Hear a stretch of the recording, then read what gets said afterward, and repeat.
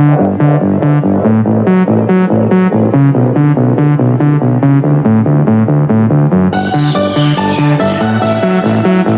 ibu dan teman-teman semua. Baik, kami dari kelompok 4 akan presentasikan hasil kerja kami. Sebelum itu kami akan perkenalkan nama kami. Yang pertama William Ecclesia Pandu dengan saya sendiri. Yang kedua Cindy Suryani Raja. Yang ketiga Desna Guru. Yang keempat Ellen Yunita Ola.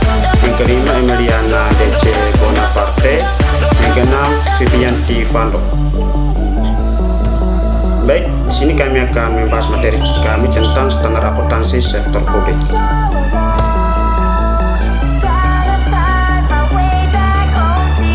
Definisi standar akuntansi sektor publik.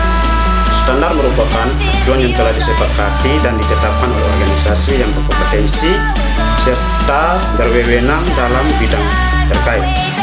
Standar yang dikembangkan untuk organisasi sektor swasta seperti SAK dan SPAP. Biasanya juga digunakan oleh organisasi publik sebagai pelengkap penggunaan standar-standar di sektor publik itu sendiri.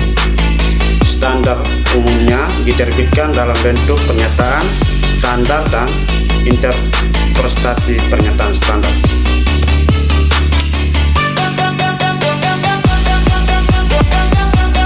Ruang lingkup standar akuntansi sektor publik. Tujuan penyusunan laporan akuntansi. Sini ada dua tujuan penyusunan. Yang pertama, menyediakan organisasi sektor publik sesuatu pedoman akuntansi yang diharapkan dapat diterapkan bagi pencatatan transaksi keuangan organisasi sektor publik yang berlaku dewasa ini. Yang kedua, menyediakan organisasi sektor publik suatu pedoman akuntansi yang dilengkapi dengan klasifikasi rekening dan prosedur pencatatan serta jurnal standar yang telah disesuaikan dengan siklus kegiatan organisasi sektor publik yang mencakup penganggaran, perbendaharaan, dan pelaporannya. Ragam dan hubungan antar standar akuntansi sektor publik. Ragam standar yang mengatur organisasi sektor publik ada 4 bagian. Yang pertama, standar nomenklatur. Yang kedua, standar akuntansi sektor publik atau SASP. Yang ketiga, standar pemeriksaan keuangan negara atau SPKN. Yang keempat, standar akuntansi biaya atau SAB. Di materi berikutnya saya persilakan.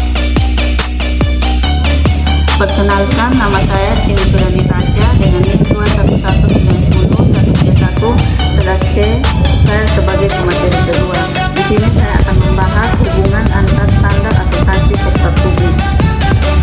Yang pertama itu ada standar nomenklatur, yang kedua ada standar akuntansi biaya, yang ketiga itu ada SPAP, SPKN. Nah, SPKN sendiri adalah standar pemeriksaan keuangan negara. Yang ketiga ada SAP, standar akuntansi pemerintahan, SAK, standar akuntansi keuangan. Nah, inilah standar akuntansi yang ada di dalam akuntansi sektor publik. Hubungannya apa dalam tahapan-tahapan siklus akuntansi? Nah, jadi keempat standar inilah yang menjalankan siklus akuntansi sektor publik. Peran standar yang pertama itu adalah peran standar nomenklatur, yaitu memandu perencanaan pertanggungjawaban publik atau perencanaan publik.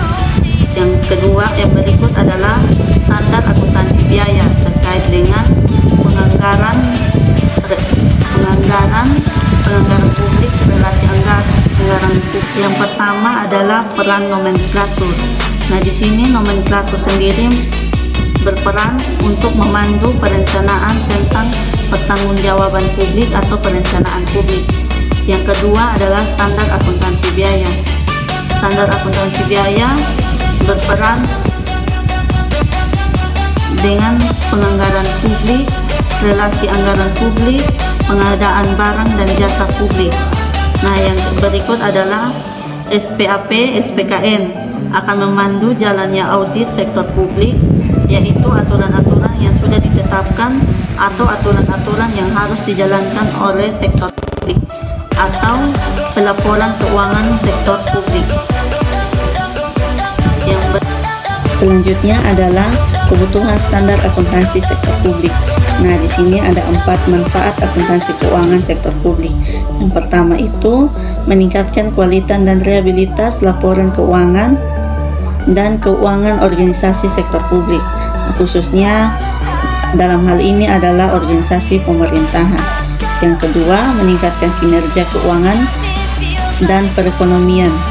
Yang ketiga adalah meningkatkan harmonisasi persyaratan atas laporan ekonomis dan keuangan. Yang terakhir yaitu yang keempat, mengusahakan harmonisasi antara yurisdiksi dengan menggunakan dasar akuntansi yang sama. Sekian. Baik, perkenalkan, saya atas nama Desna Bulu dengan NIM 2190162. Saya sebagai pemateri ketiga akan melanjutkan materi sebelumnya dari teman saya mengenai teknik penyusunan standar. Tahap-tahap dalam menyusun standar akuntansi ada 9, yaitu yang pertama, evaluasi masalah pada tahap awal, yang kedua, mengadakan riset dan analisis, yang ketiga, menyusun dan mendistribusikan memorandum diskusi, yang keempat, mengadakan dengar pendapat umum, yang kelima, menganalisis dan mempertimbangkan tanggapan publik atas memorandum diskusi, yang keenam, menerbitkan draft awal standar yang disusun, yang ketujuh, menganalisis dan mempertimbangkan tanggapan tertulis, yang kedelapan, memutuskan apakah pernyataan yang akan diterbitkan atau tidak, yang kesembilan, menerbitkan pernyataan yang bersangkutan. Berikutnya ada standar nomenklatur.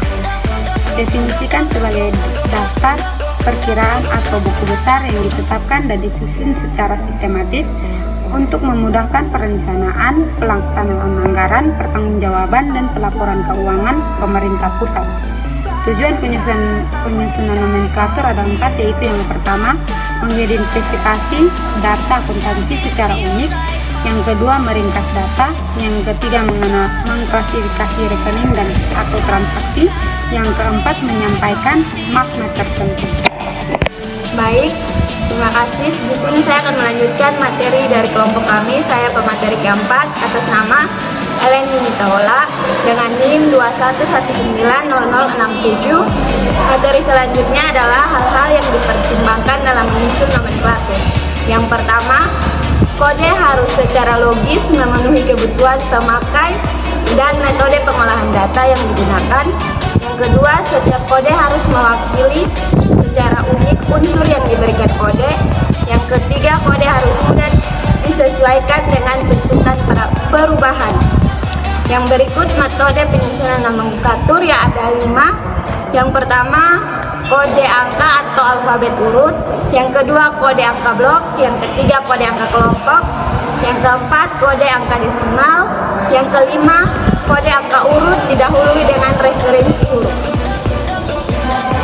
Selanjutnya, metode yang pertama, kode angka, itu adalah rekening atau buku besar diberikan kode angka atau huruf yang berurutan. Yang kedua, kode angka blok, rekening atau akun buku besar dibagi menjadi golongan dan setiap golongan disediakan satu blok angka yang berurutan. Yang ketiga, kode angka berkelompok. Karakteristik kode angka berkelompok antara lain, rekening diberikan angka atau kombinasi huruf dan angka. Yang berikut, jumlah angka atau huruf dalam kode atau tetap, posisi angka atau huruf dalam kode mempunyai arti tertentu. Yang terakhir, memperluas klasifikasi dilakukan dengan memberi cadangan angka atau huruf ke kanan. Baik, saya pemateri kelima melanjutkan materi dari teman saya atas nama Emiliana Desi Bonaparte dengan NIM 2019-0111. Di sini saya akan menjelaskan yang keempat, kode angka desimal. Kode angka desimal memberi kode angka terhadap klasifikasi kelompok yang membagi kelompok menjadi maksimum 10 subkelompok dan membagi subkelompok menjadi 10 golongan yang lebih kecil. Yang kelima, kode angka urut didahului dengan referensi huruf. Kode ini memudahkan identifikasi dan mengingat referensi yang penting. Contoh AL 101 menunjukkan pada aktiva lancar 1 yang biasanya merupakan perkiraan kas. Selanjutnya, standar akuntansi keuangan sektor publik. Standar keuangan sektor publik memiliki 5 standar. Yang pertama, PSAK nomor 45 tentang standar akuntansi untuk entitas nirlaba. Yang kedua, laporan keuangan yang dihasilkan, laporan posisi keuangan, laporan aktivitas, laporan arus kas. Yang ketiga, unsur-unsur laporan keuangan, aktiva, kewajiban, ekuitas, kinerja, pendapatan, dan beban.